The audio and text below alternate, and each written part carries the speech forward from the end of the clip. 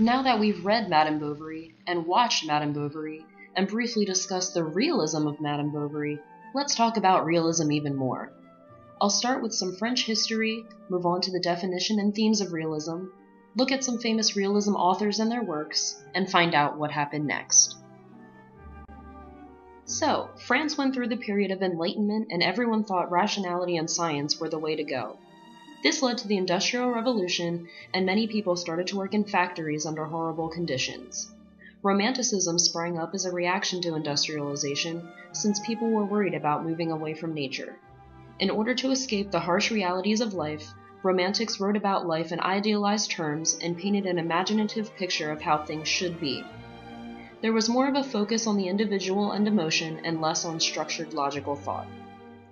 A market economy had already been coming into existence, but it really took off in the 1830s and 40s with laissez-faire capitalism. Supporters believed that the free market would regulate itself by competition without government interference. It didn't really work out that way, and people became greedy and social standing was dictated by wealth. Realism emerged as a response to Romanticism. Realists were like, yes, Romantics, it would be nice if things were how you describe, but listen to how it really is. One benefit, literary-wise, in terms of industrialization, was that books were cheaper and more easily produced, which meant more people could get their hands on them and more people became readers. And one thing they loved reading about was themselves. Realism in literature was a movement that developed in the middle of the 19th century in France as a response to Romanticism. After it took off in France, it spread to the rest of Europe, then to Russia, and eventually made its way to the United States. Like previously mentioned, whereas Romanticism focused on idealization, realism focused on, well, reality. And it did this by turning the focus from plot to characters. Typically, a novel would follow a storyline with a climax and a resolution. Followers of realism observed that life itself did not follow such patterns, and that's how they chose to write. Most of the action of the realist novel isn't actually action at all, but a character's change in mood, perception, opinion, and/or ideas. The actual plots were simple and were of less importance than the characters. Writers would strive to create layered characters who felt like actual people you either knew or could know in real life. Oftentimes, female characters in realist literature were portrayed as victims trapped in tragic lives by male ignorance and arrogance, legal and moral restraints, and unhappy marriages. To do this, writers would omit their own opinions about the actions of the character and just showed the reader who these characters were through internal monologues and private feeling. Most of the characters in realist literature tended to be from the newly formed middle class, and they spoke like typical people really did, and not in flowery or poetic language. Not only did they speak like real people, they were presented as real people, in that they weren't completely good or completely bad, but somewhere on a spectrum. The realist novel was influenced by journalistic techniques such as objectivity and fidelity to facts.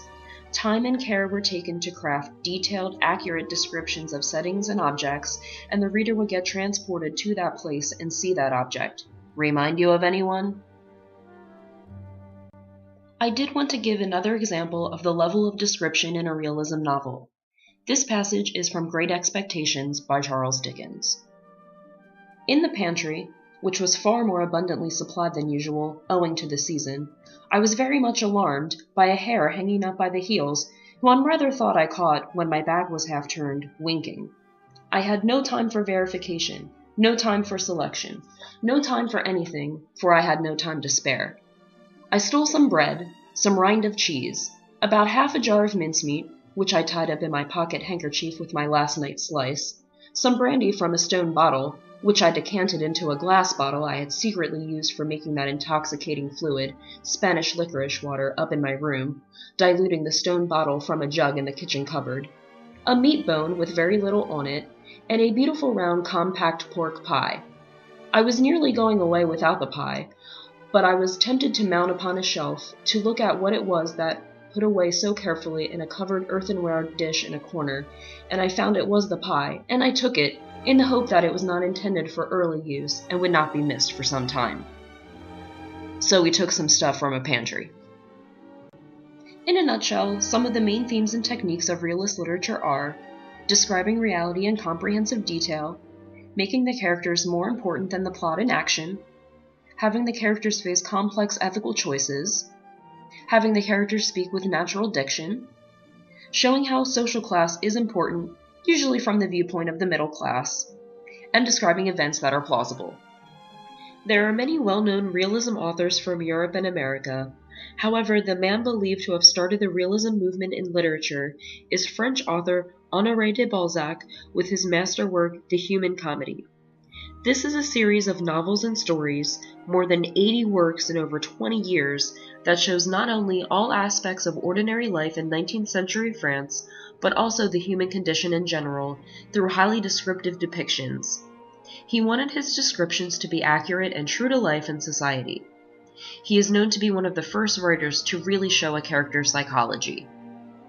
Next, of course, we have Gustave Flaubert, who, as we know, wrote Madame Bovary, which is often considered to be the best example of realism in literature. Emma Bovary herself is a representation of the historical situation for women at the time, and her dissatisfaction with such a constrained life is one realistically representative of many women at the time. Even though Emma is depicted as a character with romantic notions, Flaubert shows the dangerous consequences of having such romantic notions in the first place. Realism may have started in France, but it quickly spread all over to Europe and to Russia. Our next famous realism author is Leo Tolstoy. He wrote two of the greatest works of realism known, War and Peace and Anna Karenina. Even though Tolstoy himself was a Russian aristocrat who lived an upper-class lifestyle, he had a real interest in the lives of the middle and lower class. His work often deals with big moral and philosophical questions. In War and Peace, he provides a panoramic view of Russian society during the invasion by Napoleon. There are over 500 characters, and it is one of the longest novels of all time. In Anna Karenina, the title character is married but not in love with her husband and loves another man. Just like Emma Bovary, she lives an unhappy life that leads to adultery and ends with tragedy. And just like in War and Peace, there are also other families facing other issues of the times.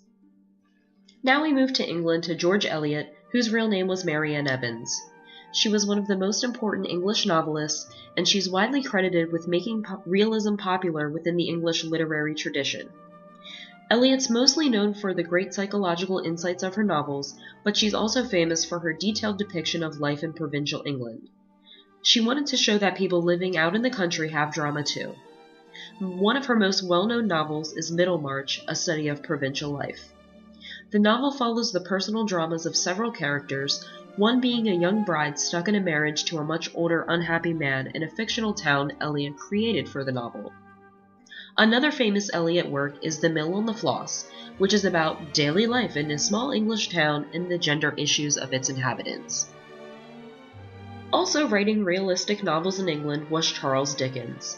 So while Eliot focused on life in the country, Dickens focused on life in the city.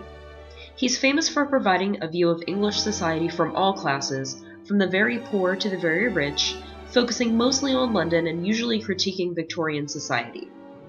One of his most well-known works is Great Expectations. In this novel, Pip, the protagonist and narrator, tells of his struggles as an orphan child growing into adulthood. Along the way, he comes across a number of different characters who either help or hinder his progress, with a focus on wealth and class issues. Eventually, realism made its way to America and to two famous realism writers, Henry James and Mark Twain, again writing about class struggles in everyday life and how characters deal with common situations. James is known for Daisy Miller and The Portrait of a Lady, and of course Twain for Huckleberry Finn and Tom Sawyer, to name just two selections out of his large body of work. James, however, was sometimes criticized for putting his characters in unlikely situations, but is still considered a writer of realism since those characters acted like one would expect in those situations. In other words, he stayed true to the characters' actions even if they weren't in middle or lower society. But wait, realism wasn't just for the novelist. Many plays dealt with society standards, and realist drama is best represented by Norwegian Henrik Ibsen's play A Doll's House. His female protagonist Nora, a bourgeois housewife, attacks and ultimately rejects the social convention that she must unquestioningly and totally submit herself to her husband. Two other examples of realism in drama are England's George Bernard Shaw in his play Pygmalion, and Russia's Anton Chekhov in his play The Cherry Orchard. So you'd think that writing realistically would make sense and meet everyone's approval, but realism had its critics. It came under attack largely because it represented such a bold departure from what readers had come to expect from the novel. The fascination with things falling apart was unpleasant to many, and critics sometimes accused the writers of focusing only on the negative aspects of life. Additionally, the intense focus on all the tiny details of a character and setting was thought to be a way writers avoided actually telling a story. Readers complained that very little happened in realistic fiction and that they were all talk and little payoff. Realism started branching out and transitioning to modernism. One branch is known as naturalism. Realism and naturalism shared the factual telling of stories without idealizing anything.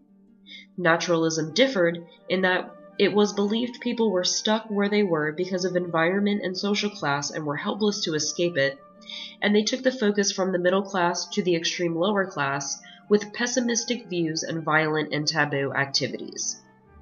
Then, by the early 1900s, ideas from Freud, Darwin, and Marx caused people to start thinking more about why things are the way they are and started questioning the future of humanity. What was becoming of the world?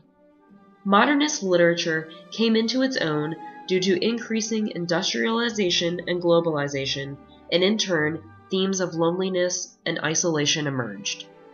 So, we've gone from this is how it should be with Romanticism, to this is how it is with realism, to this is terrible and hopeless with modernism. I didn't want to end this on such a depressing note, but on the plus side, it's the end.